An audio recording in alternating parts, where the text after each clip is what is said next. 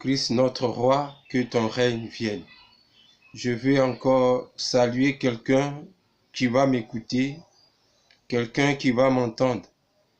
Oui, frères et sœurs, nous nous retrouvons encore aujourd'hui pour continuer nos temps de parole, nos temps de prière. Et ce soir, avant de commencer, nous allons nous mettre dans la présence de Dieu et nous allons louer Dieu. À travers cette belle mélodie, oui, nous allons commencer à dire merci à Dieu pour cette occasion qu'il nous donne de le rencontrer, de le bénir, de le célébrer, d'élever son nom saint. Oui, Père, ce soir, ce matin, selon la personne qui m'écoute, je veux te bénir. Je veux te rendre grâce. Je veux élever ton nom saint. Je veux célébrer ta sainteté. Je veux louer ta majesté. Oui, ensemble, prions notre Dieu. Rendons-lui gloire, honneur, force, puissance. Reconnaissons qu'il est le Dieu de qui nous sommes. Reconnaissons qu'il est notre roi. Reconnaissons qu'il est notre maître. Oui, son nom est Jésus, prince de paix. Son nom est Jésus, roi des rois. Son nom est Jésus, Seigneur des seigneurs. Oui, à travers cette mélodie, oui, prions-le. Essayons de nous élever à sa dimension et adorons-le. Glorifions son nom. Bénissons sa sainteté. Disons-lui qu'il est notre roi. Disons-lui qu'il est notre Seigneur, qu'il est notre raison de vivre. Oh Seigneur, tu es le prince de paix. Tu es le prince de vie. Tu es notre vie. Tu es notre existence. Qu'est-ce notre vie sans toi? Qu'est-ce notre existence sans ta présence? Ce soir, ce matin, selon la personne qui m'écoute, je veux te bénir. Je veux te louer. Je veux te célébrer. Je veux te magnifier. Je veux élever ton nom saint. Oui, merci Seigneur d'être mon roi, d'être mon Dieu, d'être celui-là même qui donne un sens à ma vie, qui donne un sens à mon existence, qui donne un sens à ma vie, Seigneur. Oh, sois béni, sois adoré, sois célébré, sois honoré, sois glorifié. Tu es Jésus, tu es mon roi, tu es mon maître. Oui, Seigneur, oh, que ton nom soit béni. Que ton nom soit béni. Que ton nom soit glorifié. Béni sois-tu, Seigneur. Et frères et sœurs, nous poursuivons notre temps de méditation de la parole. Oui, dans le premier message à vous faites avant-hier, il a été question de l'appel. Et ce soir, ce matin, selon la personne qui m'écoute, je veux parler de la persévérance dans la parole de Dieu. Et pour appuyer notre échange, notre temps de parole, nous allons nous appuyer sur l'évangile de Saint Jean, au chapitre 8e, les versets 31 à 32. Et qu'est-ce que la parole de Dieu nous dit? Jésus disait donc aux Juifs qui croyaient en lui: vous serez mes vrais disciples si vous persévérez dans ma parole. Alors vous connaîtrez la vérité et la vérité vous rendra libre. Parole du Seigneur. Jésus disait donc aux Juifs qui croyaient en lui: vous serez mes vrais disciples si vous persévérez dans ma parole. Alors vous connaîtrez la vérité et la vérité vous rendra libre. Bien-aimé, je veux parler à quelqu'un qui est croyant, quelqu'un qui a reçu le baptême, à quelqu'un qui est confirmé, Et comme je le dis, si possible, mariagé. Oui, c'est à toi que je veux parler. Parce que le texte que nous venons de lire, Jésus avait pour auditoire, oui, ceux qui croyaient en lui. Ceux qui mettaient leur espérance en lui. C'est à ceux-là que Jésus s'adressait. Oui, bien-aimés, pourquoi Jésus n'a pas parlé à ceux qui ne croient pas? Pourquoi Jésus ne s'est pas adressé à une foule d'ignorants? Mais parce que Jésus savait que pour faire avancer le royaume, il fallait des hommes et des femmes de foi. Et à ceux-là qui croient, c'est à eux que Jésus s'adresse. Jésus disait à ceux qui croyaient en lui, si vous persévérez dans ma parole, si vous persévérez dans ma parole, vous serez mes vrais disciples. Oui, ici, quel est le message? C'est d'être des meilleurs, des vrais disciples. C'est-à-dire que il y a certains qui étaient de faux disciples. Il y avait beaucoup qui parlaient de Jésus, qui faisaient comme s'ils croyaient, mais en vérité, ils ne croyaient pas. Mais à ceux qui avaient accepté de croire, c'est à ceux-là que Jésus s'adresse. Il dit, si vous demeurez dans ma parole, vous serez des vrais disciples. Oui, le disciple c'est qui? Le disciple, c'est l'élève qui est à l'école d'un maître. C'est l'élève qui suit des instructions d'un maître. Celui-là qui suit et enfin qui les met en application.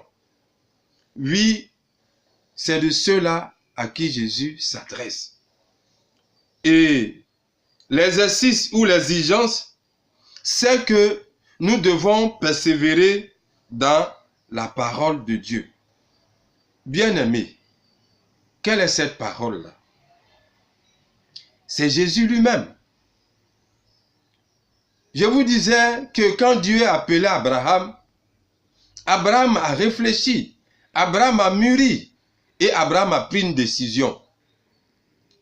Mais pour être le père des croyants, il faille qu'Abraham ait une attitude, ait une façon de faire.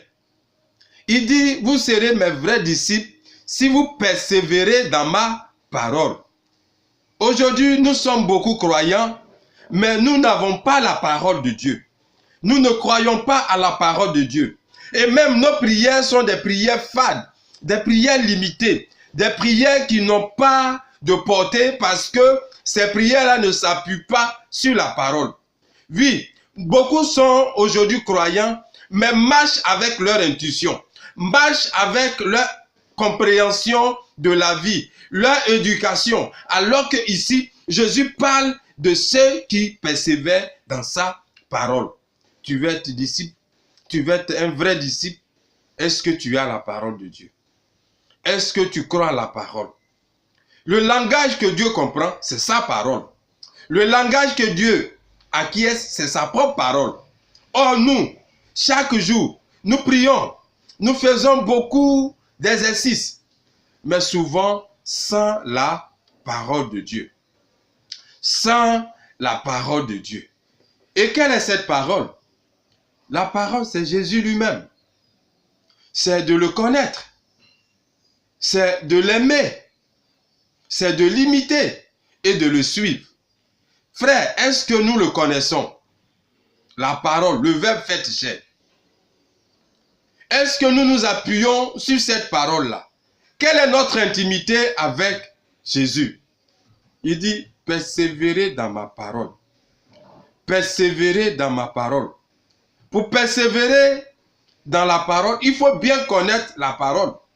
Il faut la voir, cette parole. Or, Jésus s'adressait à qui? Aux croyants. À ceux qui étaient censés croire en lui. Il dit, si vous persévérez dans ma parole, vous serez mes vrais disciples.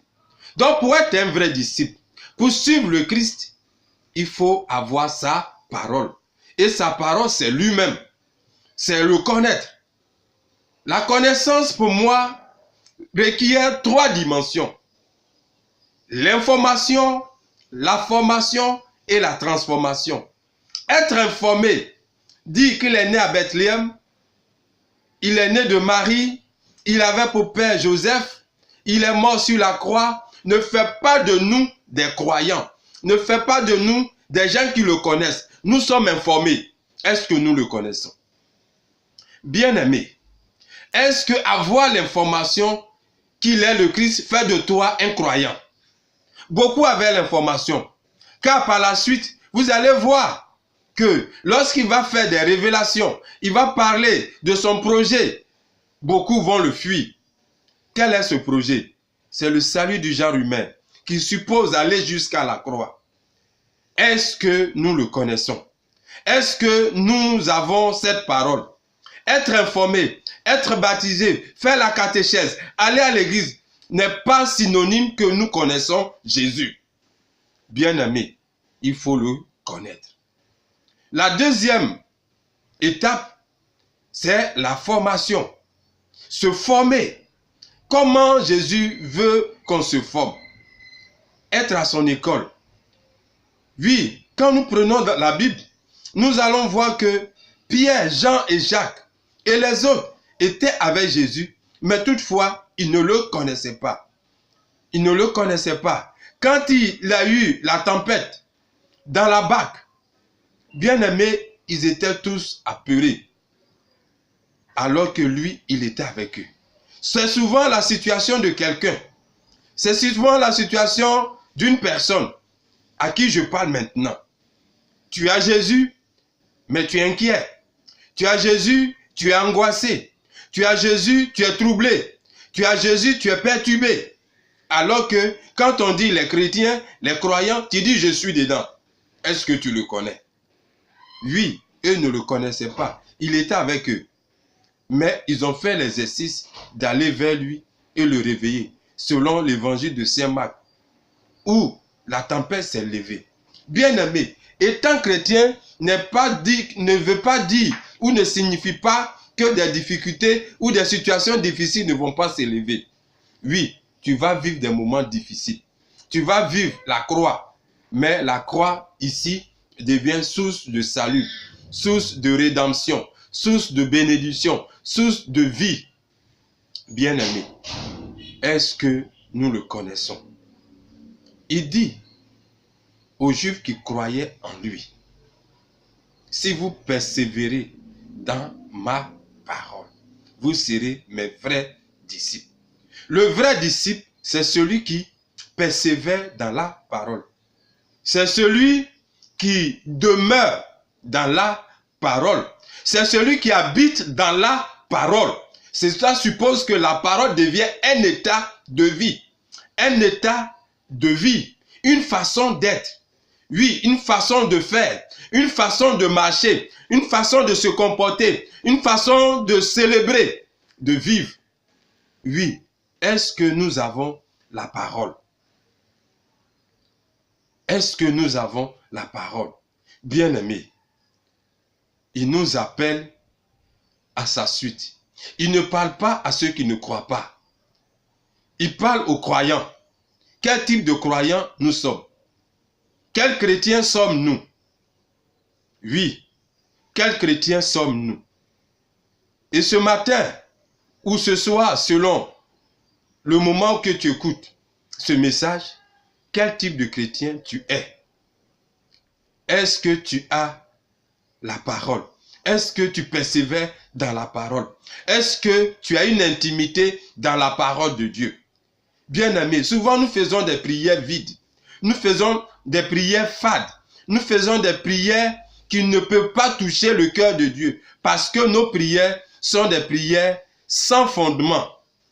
Oui, la prière que Dieu comprend, c'est son propre langage. Et son langage, c'est son verbe.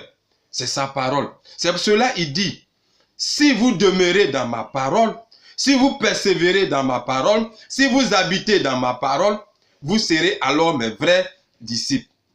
Vous serez alors mes amis. Oui, ceux qui sont amis de Dieu, ceux qui côtoient l'intimité de Dieu, ceux qui vivent dans l'intimité de Dieu, vivent dans sa parole. Oui, il y a beaucoup d'exemples dans la Bible. Oui, quand Abraham a entendu cette parole, il s'est accroché à cette parole et il s'est mis en mouvement à telle enseigne que, espérance contre toute espérance, Abraham a espéré. Abraham s'est accroché à la parole. Abraham a cru à la parole. Abraham a vécu selon cette parole. Et il est devenu le père de la foi. Oui, c'est pareil pour David. C'est pareil pour Jacob. C'est pareil pour Isaac. C'est pareil pour nos ancêtres. Ceux que nous appelons nos ancêtres dans la foi. Oui, ils ont demeuré dans la parole. Ils ont vécu dans la parole. À telle enseigne que la parole de Dieu est devenue leur état de vie. Oui, frères et sœurs, chrétiens d'ici et d'ailleurs, est-ce que tu as la parole? Est-ce que tu as le verbe? Est-ce que tu as le verbe? Et comme je disais, la connaissance à 3 niveaux. L'information. La formation peut être transformée. Parce que quand tu es formé, cela suppose qu'il y a une incidence sur ton être, sur ton vécu, sur ta façon d'être et de faire. En ce moment-là, la connaissance prend tout son sens. Et maintenant, il y a une autre étape qui s'engage, l'étape de l'amour. Tu commences à aimer Dieu. Tu commences à vivre de Dieu. Tu commences à faire comme Dieu, à imiter. Parce que quand tu as la parole, tu ne marches que selon cette parole. Oui, bien-aimé, chrétien d'ici et d'ailleurs, c'est à toi que je m'adresse ce matin. C'est à toi que je m'adresse ce soir, selon le moment que tu écoutes cette vidéo. Est-ce que tu demeures dans la parole de Dieu? Est-ce que tu persévères dans la parole de Dieu? Est-ce que tu connais même la parole de Dieu? Bien-aimés, mettons-nous à l'école de Jésus. Rentrons dans son intimité. Rentrons dans son agir. Aujourd'hui, notre monde va mal. Et nous les chrétiens avec. Parce que le monde change notre regard. Le monde veut nous imposer ses règles. Veut nous imposer ses méthodes.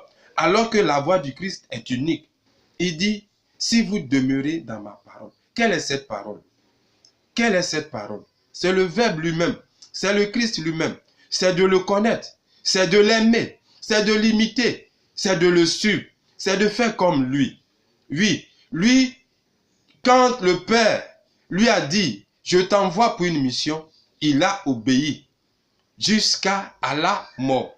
Et à la mort sur une croix. C'est pour cela qu'il a été souverainement élevé. Est-ce que nous sommes prêts à vivre de la parole de Dieu? Nous sommes prêts à vivre dans la parole de Dieu. Nous sommes prêts à vivre véritablement la parole de Dieu. Bien-aimé, je veux aujourd'hui t'inviter à rechercher le Christ dans sa parole. Je veux t'inviter à aller au plus loin avec le Christ. Pas être un chrétien de façade. Parce que il dit, vous serez mes vrais disciples. Il y a eu des faux. Il y a eu des gens à qui, quand Dieu a commencé à révéler son identité, ils se sont éloignés. Mais toi, tu te dis chrétien. Tu te dis baptisé. Tu te dis croyant. Est-ce que tu as la parole? Tu connais le Verbe. Est-ce que tu essaies d'imiter le Verbe de Dieu? Est-ce que tu essaies de suivre le Verbe de Dieu? Est-ce que tu essaies de vivre du Verbe de Dieu? Oui, aujourd'hui, c'est ce message que je voudrais te porter. Si ce message te sied, tu l'écoutes et que ça te fait du bien, je te prie de le partager. Je le prie d'inviter d'autres personnes à l'écouter afin que tous nous soyons de vrais disciples de Jésus, de vrais apôtres de Jésus, de vrais croyants, des croyants qui apprennent à le connaître, apprennent à l'aimer, qui apprennent à l'imiter, qui apprennent à faire comme lui. Bien-aimé, que Dieu te bénisse, que Dieu veille sur toi, que Dieu t'assiste et que dans ta démarche de le connaître, il t'aide à le rencontrer. Lui qui est Seigneur pour les siècles des siècles. Amen. Et je t'invite pour finir sur, ma page YouTube pour voir les différentes vidéos que je mets pour que tu sois béni par les méditations, par les exhortations et que tu partages pour aider d'autres à aussi recevoir cette parole. Je vous dis merci. Amen.